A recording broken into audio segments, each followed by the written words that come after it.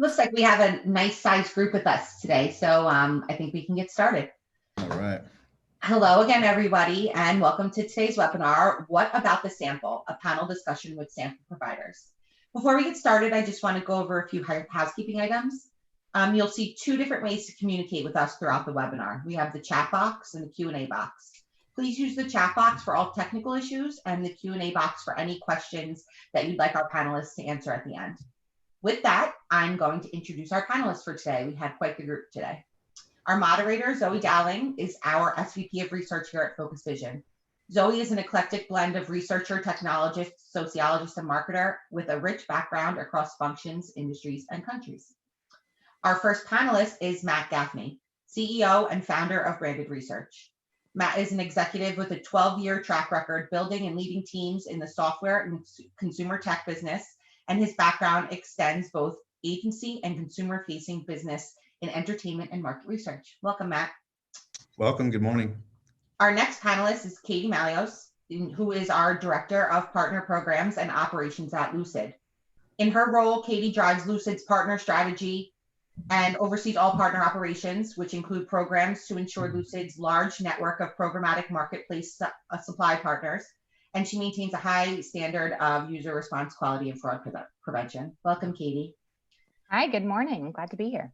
Next up, we have Ted Pulcifer, Executive Vice President at MarketCube. Ted cultivates strategic partnerships and brings over 20 years of executive and sales leadership and client engagement experience. It's great to have you, Ted. Sounds so good when you say it. Good morning. Last but certainly not least, we have Lisa Wilding Brown, Chief Research Officer at Innovate MR. In her role at Innovate MR, Lisa is responsible for panel quality, best practices, and sampling methodologies, as well as spearheading the firm's insights platform. Lisa, welcome. Thank you. Good to be here. Always last is the W, but it's okay. I'm used to it. At this time, we are going to get started. Zoe, would you like to jump right in? I will do. Thanks very much, Rachel. Good morning, good afternoon, everybody joining us. Thank you very much for taking the time with us today. And thank you very much and welcome to the panelists. I know we've just been chatting beforehand. I know this is going to be a really great discussion and an informative one. I'm going to put a plea out to everybody. Please feel free to chat amongst yourselves, but also put questions in the Q&A. This is absolutely an informal discussion. The real genesis of it is that we know that sampling has changed dramatically in I'm going to say even the last 10 years, and then actually in the last 20 years, which, you know, depending on I'm going to say your life stage could be a long time or it could be a short time. It's, you know, the internet panels came about around the early 2000s. So there actually has been a lot of change within sampling in a relatively short period of time. And I, for one, as a researcher, you know, I know all about, I can talk to you about probability, non-probability samples. I can even really date myself and talk about RDD, random digit dialing, you know, when telephones were the big thing, and all of these. And I certainly followed in my career the inception, the development of internet panels. What I realized was that things have changed so much in 5 to 10 years. And what is missing in my knowledge and education about sample? And as I started to have more conversations with all of the really esteemed people that we have on this panel today, and I'm also really delighted that you're all sample marketplace partners for us within Focus Vision Decipher. So again, really great to have this group together and want to pick your brains and get educated and talk about sample. So I'm going to be asking questions, we'll have conversation, but please do put a Q&A because we want to hear what's on your minds as well. So just to get started, I thought about just a way of a little bit of an icebreaker. And it's a pretty obvious one, but I'm always curious as to how people ended up where they are. And so my kind of question is how did you end up in the sampling world? Like, how did you get here? So Matt, I'm going to start with you. Great question. I, previous to this, built like, well, to date myself, the first company I had was, we built applications on Facebook to help. Neutrogena was our big client in Los Angeles, and we helped, we built like purses that girls could share with Neutrogena products and stuff like that. Within 6 months, the App Store came out, the first Apple App Store. And we pivoted and started making a lot of early applications for a lot of the talent agencies in Los Angeles, like your William Morris, Endeavor, guys like that, and CAA. And then we started going into children's storybooks, and we were making kind of interactive storybooks on the App Store as well. I had no idea this whole world existed. We had a dev team that we used in Macedonia, of all places. And I met my co-founder because we just had a mutual friend, and he was working, he's a longtime sample guy and was trying to go out on his own, but needed to build some technology and stuff like that and wanted to use our guys to do that. Then he just started bugging me about what he did. And then one day I kind of watched what he did, and he ran essentially all the sample for a company in Los Angeles. And I was like, wow, this is really interesting. It's this whole huge billion-dollar world that I really wasn't aware of. But what struck me the most was, at this time, this is about 2012. There was just, market research, I think we can all agree sometimes moves at a rather glacial pace. And I think the insights and the audience in the sample world was certainly moving along at that pace too. And so what I saw was just a lot of opportunity in the way that this was done, and in obvious things. I think automation was the big one, right? And that was, every other industry had kind of adopted a lot of automation principles for a long time, and we hadn't done that yet, or this space had not done that yet. It was just trying to get going. So I think for me, it was eye-opening, and I saw a humongous opportunity to kind of be able to recruit using tools like Facebook and do all this in an intelligent and fully automated way. And because I think the writing was more than on the wall at that point when I got into this. So that's how I kind of got into this. It's been an interesting journey since then. Yeah. I bet. But that's a fascinating start. And you've already touched on something we're going to get to shortly, is just in the different ways that samples changed. And you've already alluded to automation. But let me take that over to Katie. What about you? How did you end up in the wonderful world of sample? Sure. Yeah. So my whole career, I had been in the market research space. So prior to joining Lucid, I had been on the agency side as a qualitative researcher, providing data-driven insights, forming go-to-market strategies for different brands, different companies. And so it was a lot of, traditional qualitative researchy things, which I love, still hold a dear spot in my heart for qualitative research, but focus groups, either in person or online, et cetera. And so I was in that space for about 8 or 7 years with 2 different companies. And then I moved over to Lucid afterwards, and more obviously into the sample space specifically. So I'm, more now, as a qualitative researcher, was working with sample partners or vendors, and then moved into the space myself. So it's been interesting. It was interesting for me at first, going from being on the research side to supporting research from a sample perspective. And certainly, Lucid as a company has grown quite a bit since I've been here. And so being able to see that evolution as, we're stepping or, first creating this kind of programmatic space for sample. I know we'll talk more about that later, but really building that up and into a true, research technology platform. So that's kind of my path here into sample. Kind of started on the agency side and moved my way over into the sample space. And I love that you started in the qual side. I think that's great. And I think it's also great, and I'm sure others have this as well. It's coming from the researcher perspective, because I'm sitting solely on the researcher side, and I know there is not enough conversations on hearing both sides, I think, and that's obviously why we're here today. So let me hand over to you, Ted. Well, I came from 2 different industries. I worked in the wine industry and the technology industry before I was recruited by a friend of many people's on the line, Michael McCrary, who actually recruited me into market research space about 11 years ago. And my first role, I was with Peanut Labs, which, I really enjoyed my time there. Similar to Matt, it's a company that relied heavily on applications that ran in Facebook and on elements of Facebook. And, for me, coming from technology, it was a pretty natural fit because we're looking at how we catch users, how they're engaged in a real time, and then bringing to the research community a lot of underrepresented folks. So the fact is, in 2009 and 2010, a lot of people that were 18 to 24 that were males were playing games on Facebook, but they were not very responsive on traditional email panels. But at the same time, what I really liked is while that was all new to me, that was kind of my starting point. That was very controversial at the same time to a lot of researchers to kind of talk through how people are recruited, getting them in moment, screening them in, and having new, fresh audiences that didn't come from a telephone or necessarily an email. So certainly a diverse, I guess, background in a couple different industries, but it's been a great 10 plus years for me.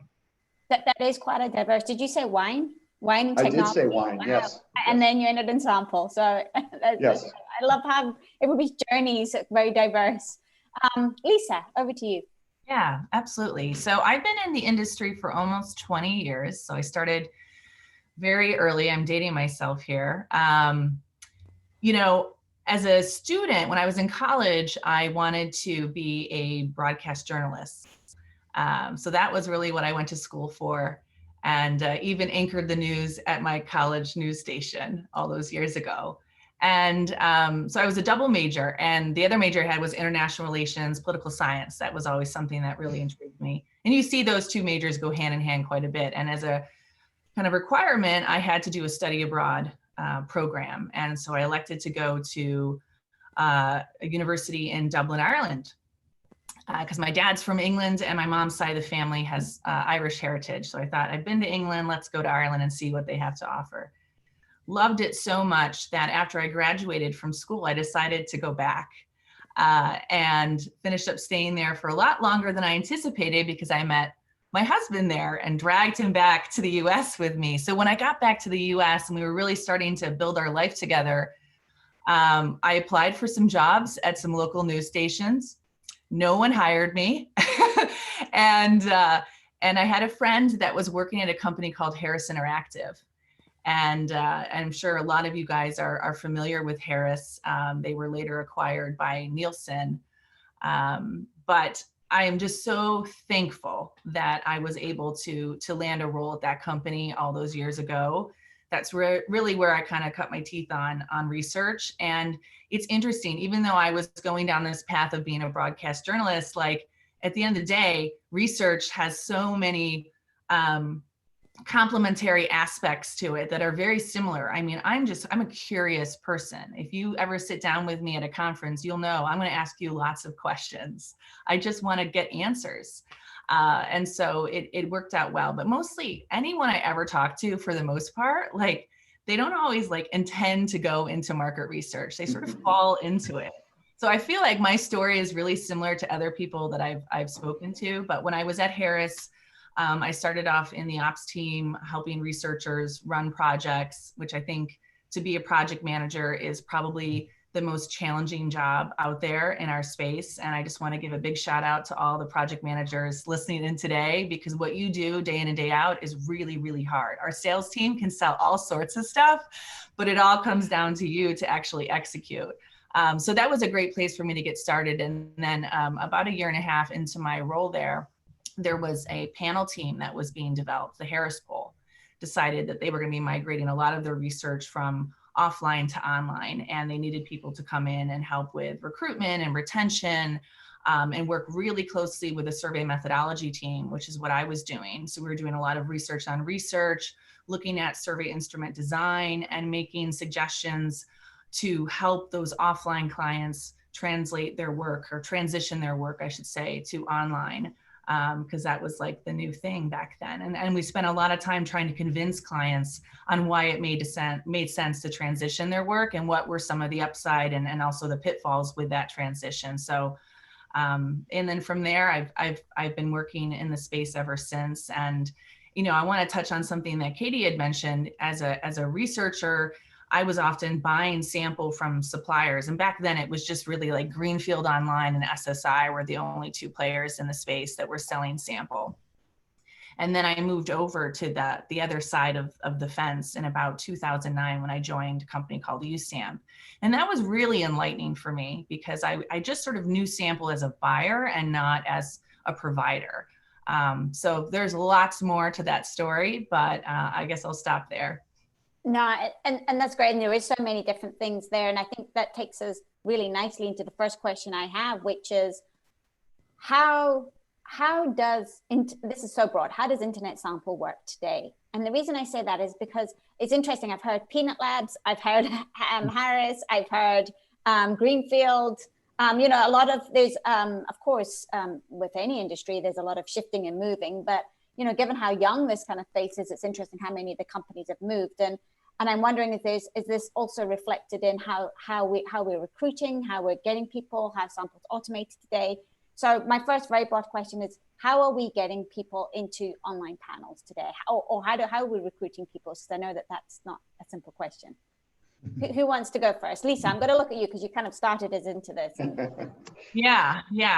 Well, there's a lot of ways to skin the cat, guys. Let's just put that out there first, okay? I think when I first started, it was all email-based databases. And so you would work with different affiliate publishers or loyalty-based websites to recruit people into established proprietary panels that were notifying members via email.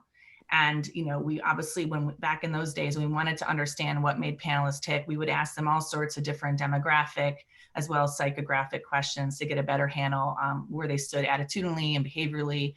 And I have to say, like, this part of the industry is very progressive. I mean, something that Matt and I were chatting about before we jumped on here was just that, our industry is not necessarily super progressive when it comes to making change, because change is a scary thing when you're trying to represent an audience, trying to curate data, and any kind of change, whether you're recruiting from a different source or you're making changes to a survey platform and how your survey design is implemented. Any kind of change can have both a positive as well as a negative impact. And so we as researchers want to test everything we do. And that testing process can take months, even years to execute. And that's part of the fun aspect of the role, but also from a kind of advancement standpoint, we are not working at an accelerated clip like we might want to, because of the nature of being a researcher and wanting to know every aspect of what we do and how it impacts our results. But the sampling side of our space, I would say, has been very progressive. So when we started with these email-based databases, and I would still argue there's room for panels. I love panels. I believe in panel because you can get a level of intel from panelists that you can't get in, say, an intercept type of interaction online, or what used to be called River, although that has, I think, a negative connotation, River sample. But programmatic API-based sample is very much the name of the game nowadays. And that it's incredible because it gives sample companies and clients really amazing access to pull off some really ambitious research. So when I started, we were just doing high incidence gen pop work. Nowadays, we're fielding for 1%, 2% incidence. So that's really difficult. That's a needle in the haystack. It's incredibly difficult to find those people. It can be very, very costly. There's a lot of what I call sample spoilage that results from that type of strategy. And so, our space has moved very quickly on the sample side of things. And it's really about programmatic nowadays. And so that starts with doing API calls. And essentially, a buyer of sample or someone that's producing sample for others would set up an API call with a provider. And so that's a server to server call. And there's data points that are mapped between those two interactions to help really increase a very important metric in our world, which is conversion rate, right? We want to have high conversion rate because that means people are having a positive experience. We're putting them in surveys they're going to qualify. As sample providers, we're going to make money. Our clients are going to be happy because they're hitting their end targets. But there is so much, guys, that has to be considered. when you talk about conversion, because you want to make sure you're finding the most representative audience. You don't want to artificially inflate incidents to sort of throw off results in the survey. You don't want to present leading questions to sort of get people artificially coming in that may not actually be qualified. And so there's so much nuance around the methodologies that many providers employ today that need to be considered. And I've got some great tips on how to navigate that, but I'll stop there and let the other folks talk. Sure. I'll just say, add to that just on the basics, because I think the question, also just was, asking where do these people come from and how do we get them, right? So a variety of ways, and it's ever changing, right? When we first started branded research, we got almost all of our, we call them community members, from Facebook. But 8 years ago, Facebook and the Facebook API, when people would join it used to be called Mintvine, the Mintvine panel, and you Facebook Connect, there was a lot of information about you that would come back via the Facebook API that was instrumental in helping us figure out exactly who you were, right? And all your attributes and more profiling information. The data privacy world, as you guys all know, and all that stuff has changed so much, right? So we have to change along with that. You don't get anything back from Facebook at this point. Facebook is rather expensive as a advertising platform for us to get people to join the branded surveys community. So the mix of how we get people and recruit people into our community has drastically changed. As of today, that looks like a lot of paid search, Google. It looks like a lot of very specific, kind of affiliate world, people that run specific publishing sites that are related in somehow to kind of what we do. So you're gonna find the right audience. They help us find people to join the community. We still use Facebook a little bit, and we rely on kind of an ever-changing mix because there's a challenge for us. We want to make sure that we have an audience pool that resembles, essentially the Nat Rep census as best we can, so that we can help fill your studies accordingly, because many of them come with that request specifically, right? So, but like Lisa said, this is a changing environment, and the way that we recruit changes all the time because the economics change on this stuff, the privacy changes on this stuff.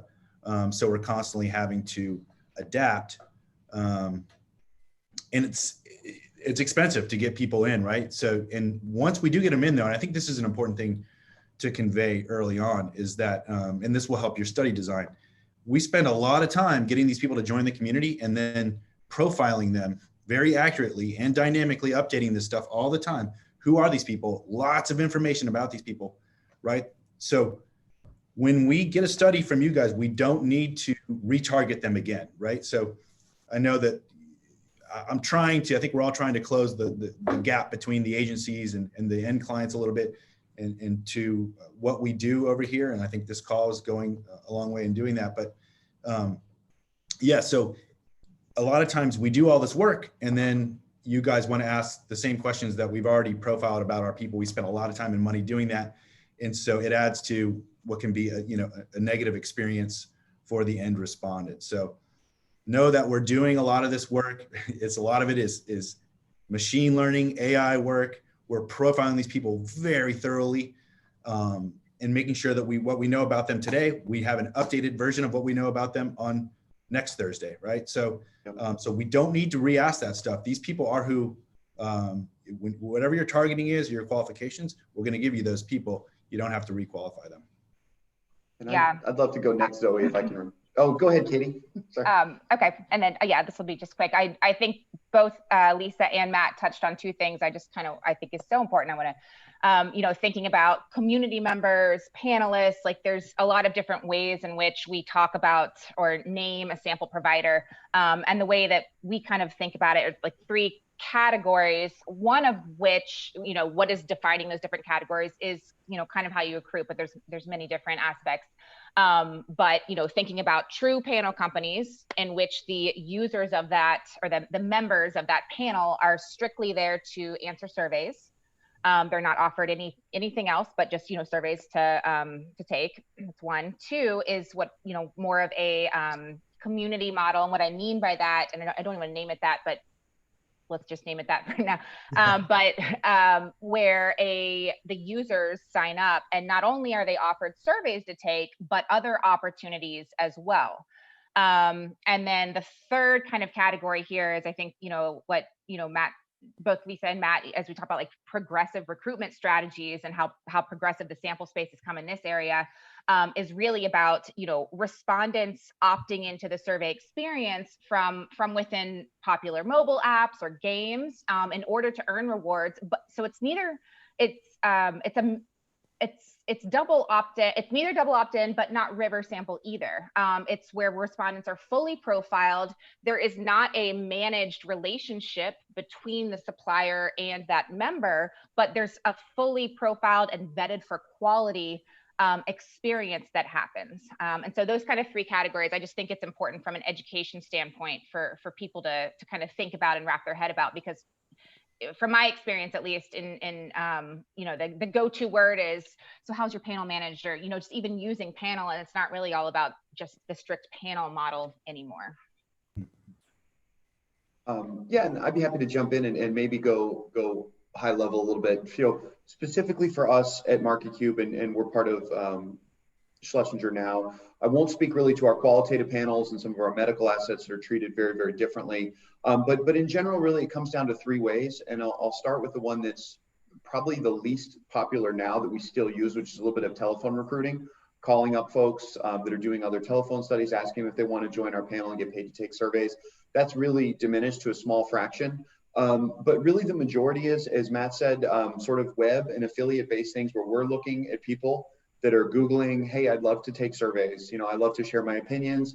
We typically find our folks that way and then insert them into some quality, basic quality surveys and do a lot of profiling on them. And really, as Matt said, we want to incentivize them to tell us as much about them as possible. We actually pay them out of our own budget to learn what kind of car they have, where they live, do they work, what industry are they in? Because really, the more we know about them, it's a win-win, right? So for us, we're always looking at the economics of this is really the CPI, or the cost per interview. Frankly, the more we know about somebody, the more of a higher paying survey we can send them to, which is great for us commercially, but it's also better for the respondent. They're typically going to earn a higher incentive that way.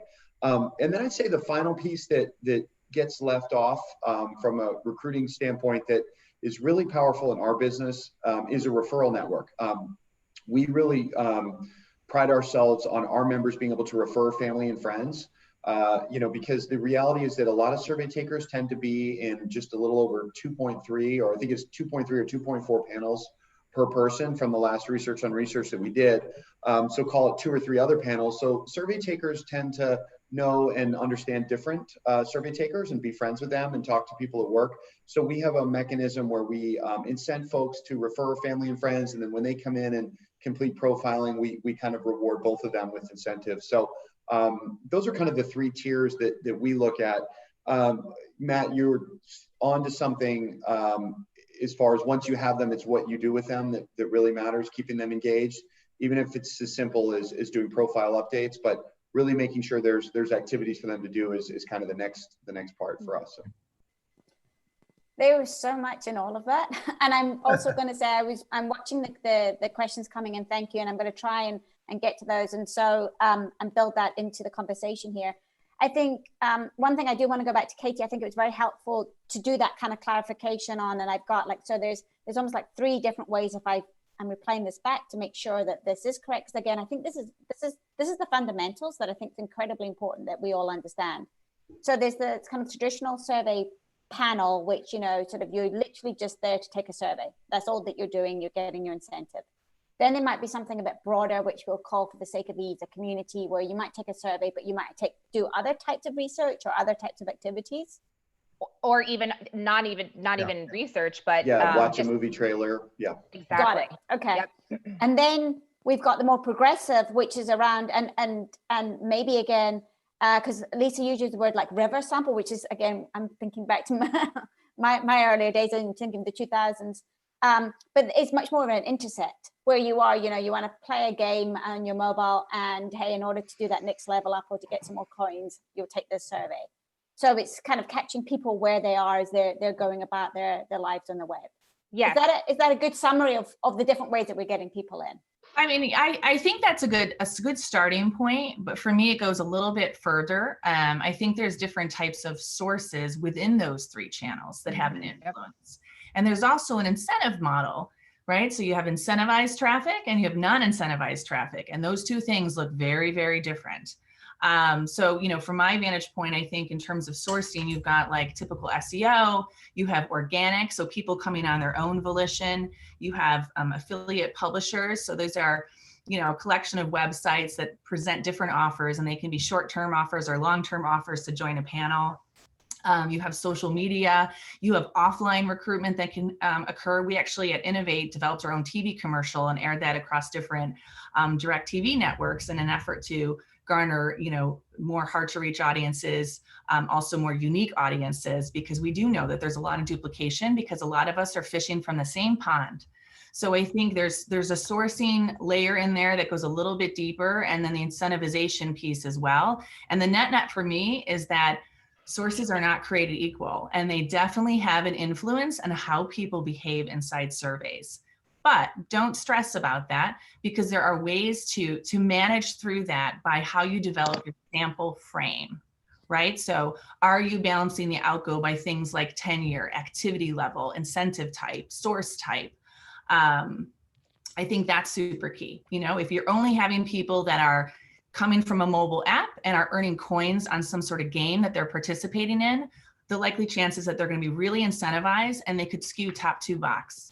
Very aware, very satisfied, trying to be what you want them to be in order to qualify for your survey. So for me, the internet is a big, beautiful, wonderful, messy place. And it's about putting in stopgaps to control for all the change and dynamic qualities that I'm talking about here. And that's just one piece. The other piece is what's happening inside your survey instrument. How are you designing that survey instrument to control for it? I'm a big trust but verify person.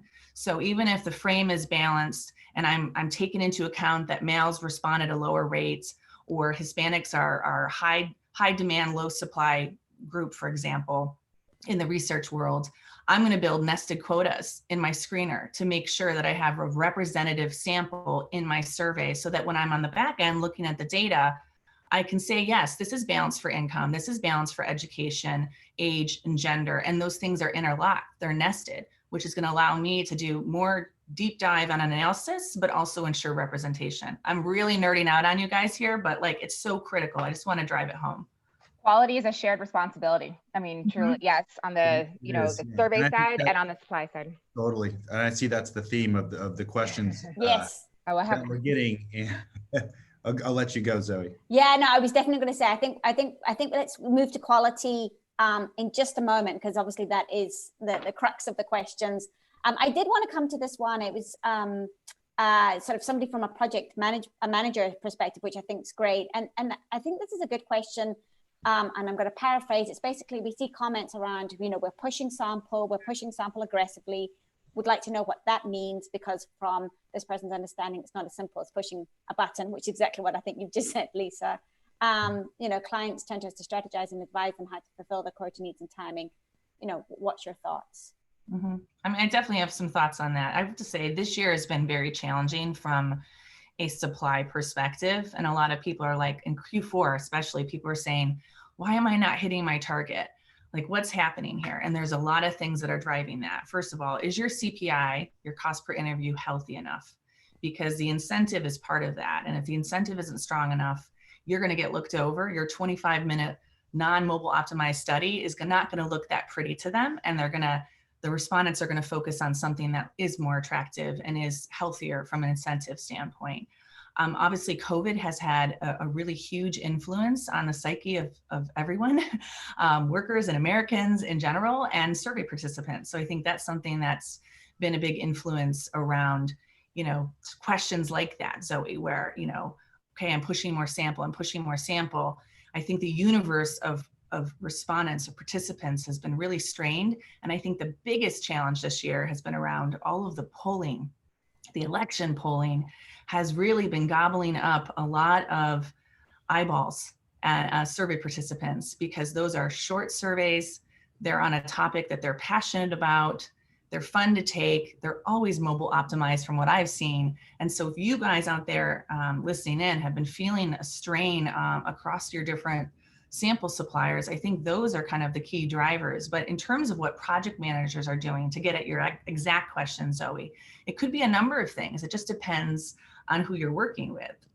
Yeah. So the project manager at a solely API-based marketplace is running your project. It could be adding on additional API suppliers, or increasing the QCPI to try to look more attractive to the network of people that are sending traffic into your surveys. If you're working with a panel company, it could be sending out more invitations.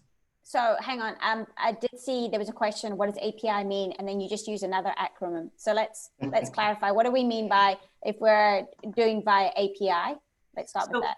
So API is basically a call from server to server, and Katie probably has a great way to describe it too. But basically it's a linkage between a company and another company where they share universal language on the definitions or data points that are common between those two companies. And that can require some mapping, because I may ask a question differently around race than my partner might. And we have to look at how each other are doing it to make sure that they're mapped appropriately. So that sort of interaction is occurring. And when you have an API network or marketplace, you can turn on or off those partners. And other companies might put up offers and say, okay, we've got this project with these available quotas that are ready to be filled. They make a call between each other, the two companies, and then that company programmatically sends in the sample and the users that would qualify for that survey. Yeah, I think that's a perfect explanation. I'll say too, I think, it literally stands for an application program interface. It's a server to server call, like Lisa just said, and what the supplier is doing when reading the API or calling is just, what are the survey specs here? How much, what's the price? What's the conversion? What's the EPC, earning per click? I assume Zoe will get into that category in a second. But how is this survey performing? Should I even pick it up? Does my algorithm, every supplier, when you're in an API network, they have an algorithm based on their business rules, what they're willing to accept from a survey performance. And that oftentimes, going back to what Lisa was saying during polling, like that can change based on the amount of surveys available at any given time. So if there's an influx, let's say, in October, late September, of these very short, wonderful experience polling surveys people are passionate about, it is very competitive in terms of survey specs, that is where traffic or sample, is going to naturally shift. So yes, server to server, reading survey specs and making decisioning off of that. And at the same time, making the continual updates to those studies, right? So that's right.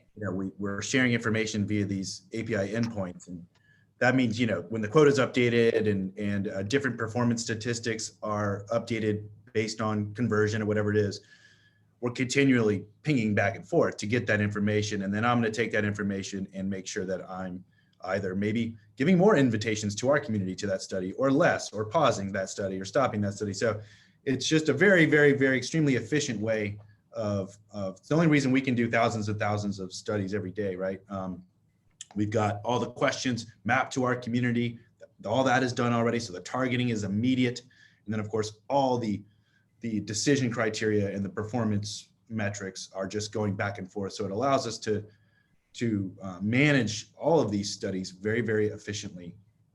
But one more thing, since we're talking about the big takeaway, I think in a very interesting year this year, to say the least, is we ended up running some really interesting case studies, that just kind of emerged naturally. And one of them was, all this political and election work, which was wonderful because they used, for the most part, a lot of new tooling, right? That says, hey, you know what? We want to get, there's a lot of motivation to get those responses and get those responses quickly and accurately. And they used the appropriate tooling to do that. So they used newer survey programs. They stripped out all the crap. They didn't bloat them up, and they were just optimized how they should be, right? And they paid for them. They paid the appropriate price for them. Remember that the internet is amazing and it's given us access to the globe, but it's not magic. At the end of the day, what we're tasked with is still talking to a person, a community member, right? A real human being. And you're asking them to take 15, 12 minutes of their time and answer some, very important questions, right? It's branded research's job to make sure that the data quality, that whatever sample we're giving you guys, we understand, our kind of motto over here is like, it's more than likely the first data that's going into your soup that's going to be segmented and analyzed a million different ways, right? So and then ultimately a lot of really big decisions are going to happen from that data. This is some of the first data going into that. We totally realize that. So we're trying to give you absolute best data we can, but we can control a lot of this experience. But where we lose control a little bit is in a lot of the early design and some of the bloat that happens. I think, if we were in the room sometimes with the agency and Nike or whoever the brand is or the end client, and we're asking them that, should we also ask them this? You probably should, just not in that study, right? So just remember that, in terms of experience, you're still dealing at the end of the day with regular people that have regular attention spans. And the more attention that you pay to that, and remind yourself, what should someone get compensated for 10 minutes of their time? And should those questions, let's rethink maybe ranking 50 brands, right? 1 through 10 inside someone's phone. It's just not going to work. You're going to lose them on that. So the quality of the data is going to be directly representative of this experience that you are creating. And that's the component that is a little bit out of, at least for my company, that's out of our hands. So we're really relying on you guys to do that. And we can kind of control the rest of the process. But it's interesting because this year we did see people do that, right? With the election and the polling work. So yeah. I mean, that's a really good point. And I am going to say that I'm aware of time now and realizing that 60 minutes is nowhere, not even a fraction in enough time to even start to scratch the surface there. So I'm going to summarize what I've heard from the researcher side. And I do think that it does warrant a bigger and longer conversation. But I also want to get to a number of the questions that are asking directly about evaluating sort of panel sample providers. So from a researcher side, we've heard definitely we can learn from the short political polling, which is shorter in its nature. It's mobile optimized. It is, I mean, we're not always in control of whether the topic is of interest. And of course that for those people responding to this, it's got a much more emotive and broader appeal as a topic. If you're looking after different toothpaste brands, might not have quite the same, levels of engagement. So we understand that there's certain factors we can't control when we are doing the nitty gritty on the brand work or product work. But we can control the length of interview, like you said, not rating 50 brands, because that's very tedious and onerous. Thinking about, how well does this complete on a mobile? And then I think another thing I heard was the profiling. Is there not having to repeat the same questions that have already been asked? So I would like to cover that. And then I'm also going to throw out, how should people, so if you've never worked with a sample provider before, how do you evaluate? What kind of questions you should be asking? And I'm going to layer this is terrible researcher things. So I'm asking triple-barreled questions at this point. Also, are all, this is not, I was going to say, are all panels created equally? And it's not. We also know that there's different ways of getting people in. And so that's not a fair way of putting it. But I did see the question around, how do I evaluate a Survey Monkey panel, or there's others. So what should people be looking at when they're coming across a provider they've never used before? How do you start to evaluate who they are, what they do, and I guess there's a data quality? Ted, I'm going to throw it over to you. Yeah, I'd love to have first crack here. So my friend David Harris wrote a book about questionnaire design, and it was really eye-opening to me. I read it about mid-year into my journey in sample. And one thing that really stood out to me was that in a sense, the questionnaire is really important. So you can talk about the audience, you can talk about SurveyMonkey panel or our panel or Branded or Innovate, and they're all great panels. But it has to start with the questionnaire being a conversation that makes sense. Sitting, when you program it and you write it, sit back and read it to a friend, read it to a coworker, and see if it flows. I mean, to Matt's point of, if you're going to ask all this stuff, rather than ranking 50 brands, let's rank 5 brands. And is this all cohesive and does it flow? Because a lot of times if the talking points and the asks are very disjointed, I mean, if somebody was having a conversation like you with that, you'd kind of walk away from them. So I think that's the first point. In terms of the panels, I'd say one of the big things that's been a really, really great thing to see in the last couple of years, there's a lot more transparency and there's a lot more information just simply on websites. If you just take the time and go, and you can read about how different panels are recruited. You can read about where the people come from, and also factor in how they get paid. Are they compensated on a system that makes them answer, or actually incentivize them to answer several good questions so they earn up a balance of within an account, and then they can cash that in for a gift card? Or are they paid every time they do something a small amount? That might vary a lot. If I'm interested in political polling, I might want a $2 or $3 or $5 gift card and be happy to move on with my life. If I'd like to take surveys, then I'd probably be interested in earning $50. I think those are good, healthy questions to start at. Yeah, I agree. I think you touched on a lot of good things there, Ted. I love the SMR 28. I think that's a really great resource. I've put some other documents together with quirks that I would be happy to share with anyone listening in as well. I think getting your provider on the phone, asking questions, and having them do a screen share. Show me how the sausage is made. I think that's really important too. And that's one of the things I've loved about working with our founders at Innovate. And I couldn't believe it, actually, when I first started working with them back in 2009. My first week, Matt Dusig, one of our founders, was like, we're going to do an under the hood presentation for our clients. And I was like, okay, what are you going to show? And he's like, I'm going to show the whole sampling system and how our project managers interact with our clients and our panels, and how we balance quotas and how we build our sample frame. And I was like, you're going to do what? Like an open kitchen restaurant, right? Yeah, I couldn't believe that level of transparency. That was not a place that I came from at Harris. It was a lot more kind of rooted in tradition, and you sort of build your competitive moat. And I was just really impressed. But I think when you're a technologist, you want to show off your stuff. And I was really, really impressed with that. So I think, working with suppliers that are very transparent, that are willing to get on the phone with you, willing to do a screen share, that is super important. And and like we've talked about, the internet's a messy place. And I think we should, at some point here, I know we're running out of time, we need to talk about quality, because I think survey design is important. And to Katie's point, it's a true partnership between the suppliers of sample and the clients buying that sample. And we each have a role to do. And that is important from a representation standpoint, but also from a quality standpoint. And for me, quality really exists on a spectrum.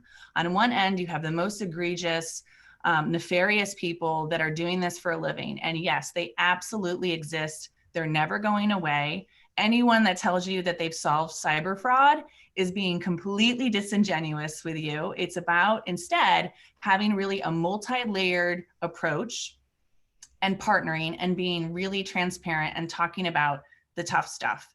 And it's about really having both a methodological strategy, which I think, Zoe, you and I could probably talk shop about that all day long, around developing different traps or developing different consistency checks, straight lining checks, speeder checks within the survey instrument that can really help you get control and autonomy of the quality of your study. But on the front end, we're working with different sample providers, ask them that question. What are you doing to mitigate fraud? And it's not just those most nefarious users. It's also the overzealous, over-endorsers, top two boxers that are coming from highly incentivized websites that are just in it for the token, the coin, whatever it is. And then on the other end, you have a quality issue around duplication if you're using multiple vendors. And each permutation needs a different strategy. And for me, it's really about changing the blueprint of success.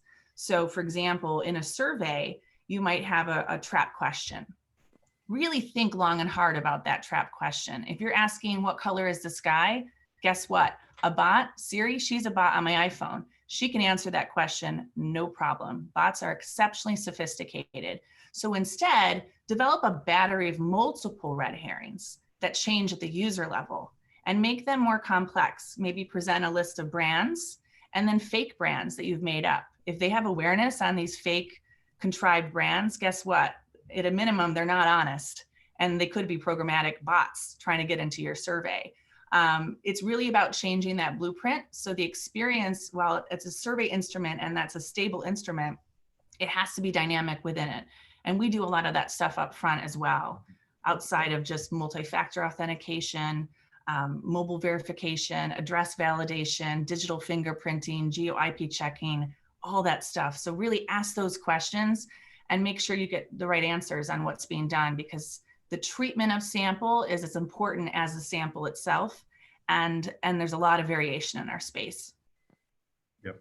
And I'll add to that. That's a great point, Lisa. And I think, look, we want to have the conversation with you. If you want to have good sample, your sample provider should want to engage with you on all of this stuff. I can't wait, right? Historically, we've been sampling still to this day. It's just, for some reason, arm's length from the research that's going on, right? It's just like, go get the sample, and people break from the room and the sample comes back and then they start doing stuff. It's got to be a lot of consideration paid to, again, this early data that you guys are using for all sorts of different reasons, right? So, and we want to have those conversations. Like we have 3 products here. We have 2 of the obvious ones, the technology and the community. The third product is really quality assurance. I mean, we spend half our day every day building proprietary programs, refining those programs. A lot of the stuff that Lisa was mentioning, our own kind of trap programs and quality assurance programs, and third-party database calls, proprietary calls. We have artificial intelligence that helps us predict who users may or may not be. Incredible amount of time and energy making sure that these people are who they say they are. We want to share that stuff with you. And then, we're also relying on, I think Katie, at Lucid, they do a good job of publishing this stuff, right? So we want that. So if you want to use branded through Lucid, for example, you can look and see what our negative reconciliation rate is and some of our internal security practices. You can have that conversation with us before you decide to use us. And we're hoping, I know a lot of other people are starting to produce this stuff so that you as buyers have a little easier ability to kind of see who are the suppliers and what are their methodologies that you're working with. Yeah, I'll say, the feedback loop that you're speaking to, Matt, is so important. So like using what, as a respondent, becomes part of a community and is starting to take surveys, like using how a respondent is getting tossed out, if at all, like, making sure that there's a risk score associated with that, and data coming back from, the buyers in the form of, here's the respondents I need to toss out. Here's the respondents like I'm iffy about. Can you help me? Like et cetera. But like as a supplier, using that that information to help continuously optimize and monitor how a respondent is, right? Because at the heart of it, the market research industry, just like any industry that creates revenue, is vulnerable to bad actors. So that is, just a reality that every single online, right? We're that's right, right. So it's going to be a battle, but we generally do a pretty good job. I mean, Yes. We've got so much more sophisticated at handling the sophistication of bad actors. We'll never be out in front, but believe me, there's more time and resources poured into this than ever, and I'm sure that'll continue to climb. Yep. But ask us and look at what we publish, because we're more than happy to have those conversations. And so that's definitely coming across to me, having, and as a researcher, educating myself, for example, which I'm trying to do now, and having these open, transparent conversations, understanding where the sample's coming from, because that has implications on who you're talking to, designing your questionnaire in a way that really thinks about the human being answering it. There's also the quality, we talked about track, we talked about, the different measures we can put into the questionnaire to try and identify that, as well as Matt, you've just talked about, and Katie, well, all of you have talked about, the technology, what you're doing on your side to monitor and to continually evolve and identify the bots and and sort of the overzealous respondents. One of the things I did want to get to in a question was, and that's actually, I mean, it's a massive aspect of quality. What about the people that we aren't speaking to? So let's talk about representativeness really quickly. What about, are we getting to, let's just take the US for now. I know there's questions about elsewhere, but you know, are we getting to all groups? Who aren't we speaking to? Because that also impacts the quality of your data if you're missing groups. Right.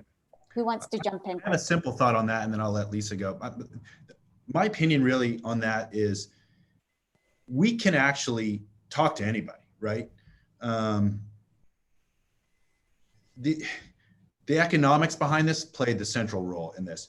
It really, you know, if you're asking me to get a professional who works at a public company to answer a study, right? I can do that. I cannot do that if I can't walk up to the guy on the street and ask him to do that for $1.50 for 12 minutes of his time. We got to consider what we're paying these people for these incredibly important responses and data that they're giving back to you, right? We can get to just about anybody. You know, it's tough to say, but it's true. It's a function of price. You have to pay people what you would expect to pay them in any environment, whether it was through the internet or they're at a conference or inside a focus group or something. Just the money, the economics behind this really can be limiting in who we can go out and get. I have the ability to go talk to anybody. Can I get them pulled into your particular study? Given restrictive economics, very difficult to do at times. I think for me, that's the biggest limiting factor in terms of the scope of people that we can get to. Mm-hmm. Yeah, I would agree 100%. I mean, I think if I look at average CPI over the years, really hasn't moved much. In fact, it's declined in a lot of ways, and it's become sort of a price game. Where you're competing on super low CPIs. And the sample space, guys, too, remember, it's not like it was in those early 2000s where there were just a couple of players. It's super saturated now. So it can be very difficult not only to differentiate yourself, but also compete on price. And that's why I think it's important to have those questions, really, you know, evaluate sample providers, understand where they differ, because they do. And there's some really strong differentiators, I think.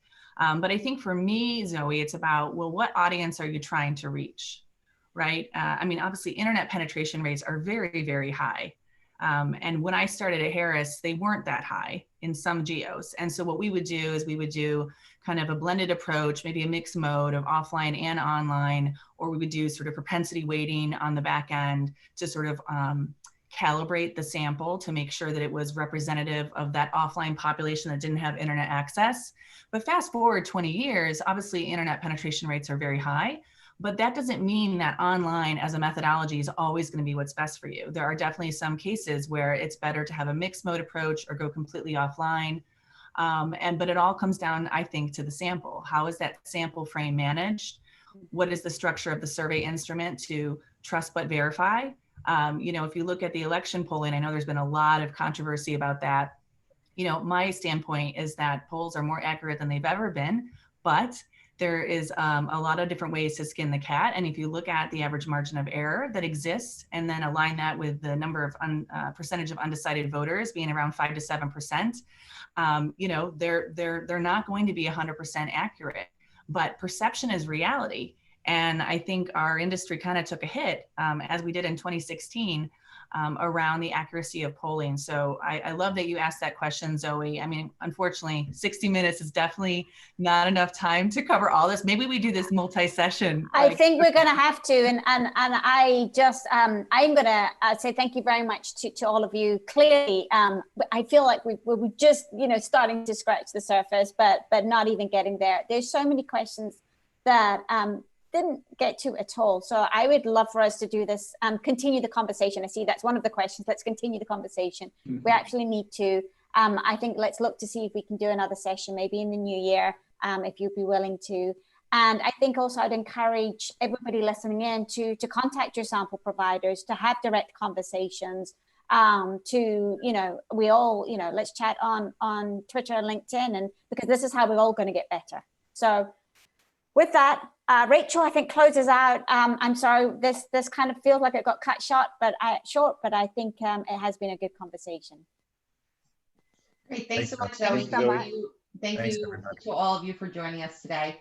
I just want to close it out and let you know that if any of your questions didn't get answered, you'll be followed up soon. Or you can email us at webinars@focusvision.com and we'll respond to your question at that time. We hope you enjoyed today's panel discussion and we hope to see you at future webinars. Have a great day, everyone. Thank you. Bye-bye. Bye. Bye.